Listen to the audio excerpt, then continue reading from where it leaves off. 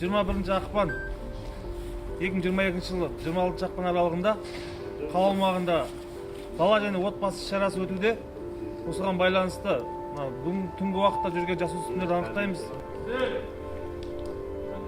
Ойын-сауық мекемеде отырған жасөспірімдерді анықтауға бұйырамын.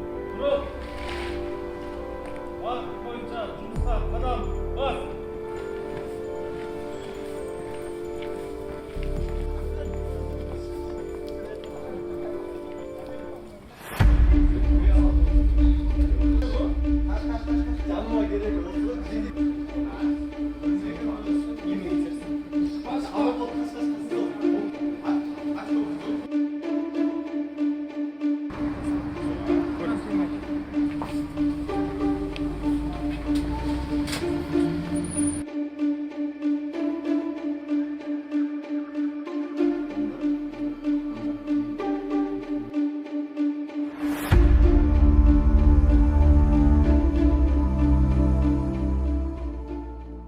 Түнгі уақытта 23:00-ге ата-ананы қарауынсыз көшеде жүру.